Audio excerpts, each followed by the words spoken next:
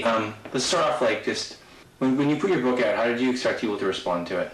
When we put the book out, we put it out for the Congressional Permanent Select Committee on Intelligence, and it wasn't meant for the mainstream public. We had hoped that by taking the information to Congress that we'd be able to bring about some changes that way, overcome the 1947 National Security Act. When that didn't happen, it did start going hand to hand to different people throughout the country, and it was never publicized properly. So I never really anticipated any kind of a response, because I knew it was pretty much out of the realm of most people's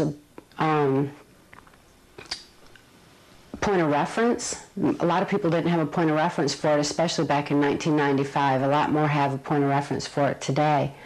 But so I never really anticipated a response, and I certainly didn't expect a warm one. Can you just talk about the criminal environment you were living in, your father was selling to, and how he supplemented the family income? My father supplemented the family income with the proceeds from child pornography, which was being sold through the local Michigan Mafia child pornography ring. It was well established and was being sanctioned by a criminal faction of the government that was targeting children like myself for mind control. The dissociative disorder that I suffered from was something that any child that was being used in pornography would have, and is a strong basis for mind control. Do you think your parents, obviously later you were into a high-tech realm of programming. Do you think your parents had any idea that they were in fact programming you for something?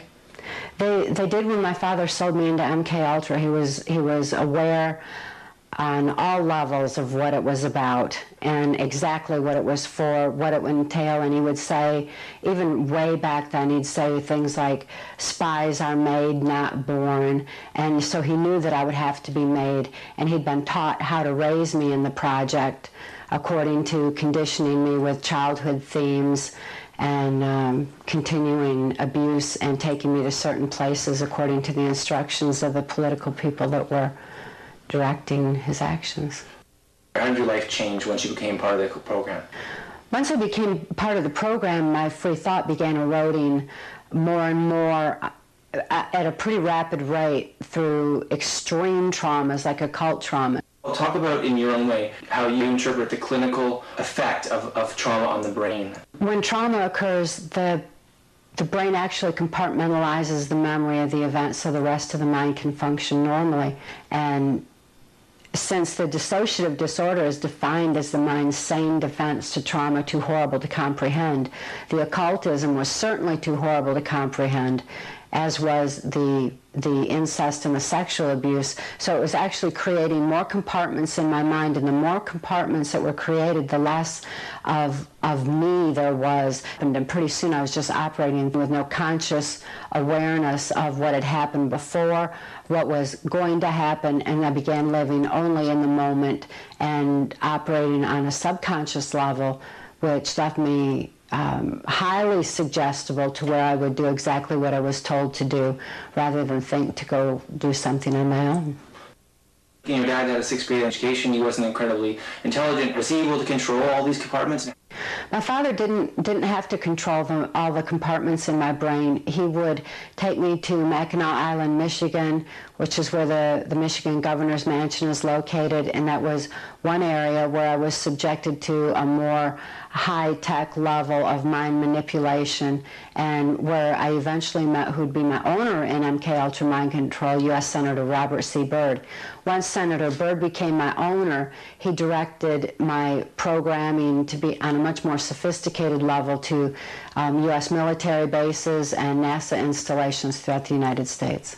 How has your father benefited from this program? When my father was first approached by Gerald Ford, he was earning his living as a worm digger, and he had a 6th grade education, and he wasn't a real intelligent or ambitious type person, and he didn't have the kind of drive and self-esteem that would take him any further, except for the fact that by the time I was 13 and Senator Byrd became my owner in MK Ultra, Senator Byrd has had was head of U.S. Senate Appropriations for many, many years, and he decided where money would be appropriated. And when my father sold me into the project, he received lucrative military contracts that worked in a parts manufacturing camshafts for military vehicles, and ultimately made him extremely wealthy just because of selling his children into the project. You talk about Robert C. Byrd becoming your owner. When was the first time that you were told of this? Well, I knew that Senator Byrd was my owner. Like the first time that I was with him, I knew that he would be my owner.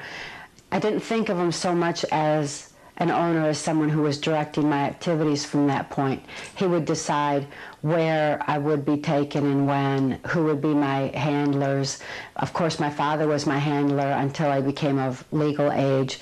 At 18, my handler was Wayne Cox, as appointed by Senator Byrd. Senator Byrd wanted Wayne Cox to be my handler because he was already involved in government operations, especially where mercenaries were concerned, where the CIA covert operations were concerned, and he was also a part of an extreme trauma base. Senator Byrd wanted more compartments created in my mind through the severity of the trauma that I did experience with Wayne Cox. Let's talk about going to Washington, and where would you meet Byrd, and how would he talk to you? Is it different than a normal person?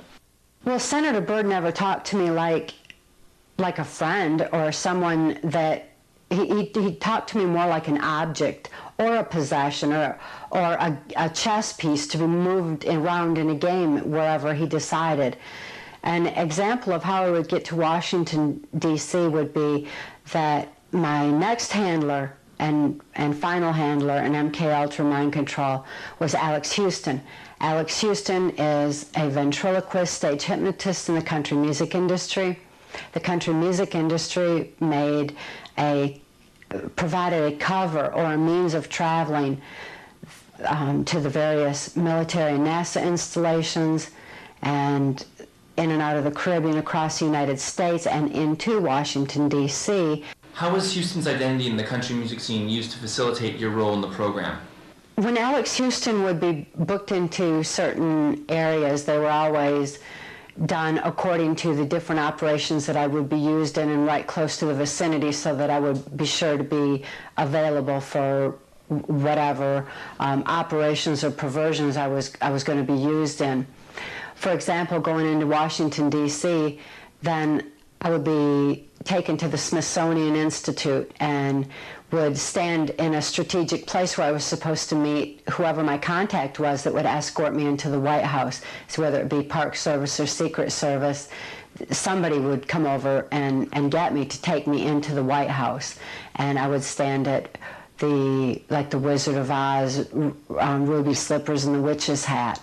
Or they had this face-changing booth in there that was also a part of programming. Whatever was already attached to my programming, it would already, when I saw it, it would trigger me into a trance.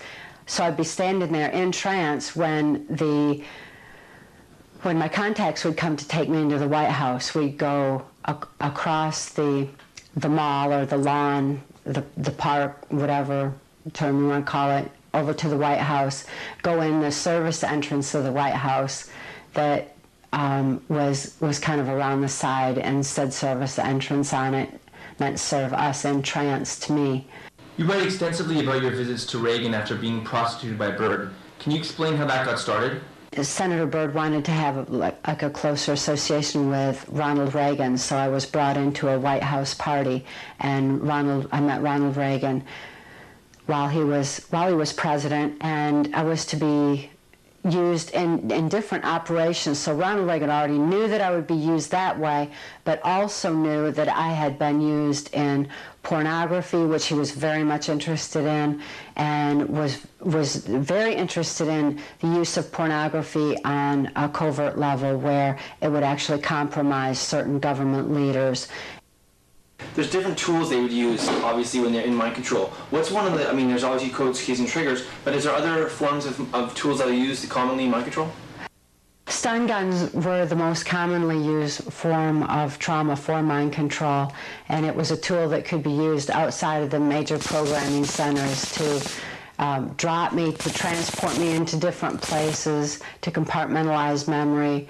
It was used by various escorts. My handler, predominantly Alex Houston, used a stun gun all the time. It was used by Lieutenant Colonel Michael Aquino of the Psychological Warfare Division, the Defense Intelligence Agency, and he was the founder of the Occult Templar set. We'll go into that separately. What kind of effect is long-term effects do the stun guns leave on people?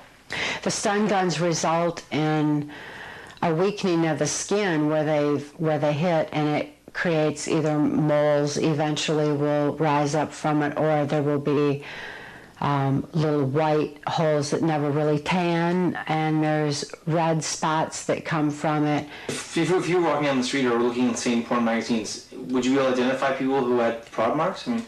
Before harmonics were used so strongly, the prod marks were heavily used to the point where ever the stun gun prod marks would be raised up on a person, and strategic places would be indicative of the form of operation that they were to be used in. For example, the ones that were located on the left side of the face was usually indicative of some kind of message delivery or a photographic recording that could be going on by the program person. The ones on the throat were indicative of sex programming, oral sex programming. The different places where they were located were clear indicators to people in the know what kind of mode of operation I was working in. What would you say was the most traumatic thing you endured during your exposure to the mind control program? The most traumatic thing that I ever endured was not being able to protect my daughter. And it was always a trauma base for me. It was an extreme trauma base because it went against my maternal instincts. Everything that I had hoped for as a child, everything that I am inside to want to love her and protect her and take good care of her and give her a wonderful and safe environment, and I couldn't do that. I couldn't think to do that. What was the nature of Kelly's exposure to the project? Kelly was born into the project on a level where she was subjected to high-tech mind control programming on a harmonic level, literally from birth. In the book, you describe Kelly as having an abnormally high level of intelligence for her age. How did her programming differ from yours? I developed compartmentalization from trauma. She developed it from the harmonics, which actually vibrates the neuron pathways instead of having the trauma create the compartmentalization. So since she had that so early on, she was also receptive to anything that was put in there and would photographically remember it when triggered open, and that would include this incredible vocabulary that she had at such an early age. So where would this high-tech programming take place? Fort Campbell, Kentucky was another place where she was exposed to the most sophisticated levels of mind control programming. They had all the equipment and capability already established there for military special forces. It's where the 101st Airborne is trained, and it's where she was being programmed just right after birth because we'd already been transferred to Nashville by that time. When Mark was freeing you, freeing your mind, how did it start to occur? Like, did memories just start flying out of your head? What was it like? When Mark first rescued Kelly and I, he took us to the safety and serenity of Alaska, which it was so peaceful and so beautiful. We weren't being abused. We were safe for the first time. We knew love. And as a result, it's a natural phenomena that that a person would begin to remember little bits and pieces. Besides, we were in extreme danger. We had a lot of problems. Mark's bank accounts had been cleared out. We'd received a lot of threats because of something that I couldn't remember. As a matter of fact, I became aware that I didn't know what had happened to over 10 years of my life at all. I had no recollection at all, totally amnesic. I even thought I was still 24 years old when I was actually 30 years old. So those things all lent to the very beginning of beginning to remember. And as I began to remember, Mark taught me a method that was very effective to recall what's incomprehensible. Since the disorder that I had was resulting from trauma too horrible to comprehend, it had to be made comprehensible in order to take those walls down in my mind and take the compartmentalization down. So in order for it to be comprehensible, the best way was to deal with it logically. Emotionally, there's no place for the kind of horror that my daughter and I experienced, but logically, I began to understand, and the logic was accessed by writing out my memories. When a person moves a pen, the logic portion of their brain is what actually controls the pen, so automatically the memory is shifted over to logic and comes out on paper, and it's a very, very safe and an easy way of being able to remember what was actually photographically recorded. How did Kelly respond to Mark? She loved Mark very, very much. She still loves Mark very, very much. She felt safe with him. He wasn't abusing her. He was obviously loving. The animals loved him, and that had a profound effect on her as well. Kelly has a strong love for animals, and since we couldn't think, our senses were heightened, like a blind person's hearing is accentuated. Our senses were heightened to where we had senses like an animal and knew that he was good, and the animals loved him, and it was just, it had a profound effect on Kelly. She knew that goodness did exist in the world, that animals could be safe in places, that love was available, and that has given her a lot of hope for returning to a normal life once she receives her last bit of technological rehabilitation that she so desperately needs.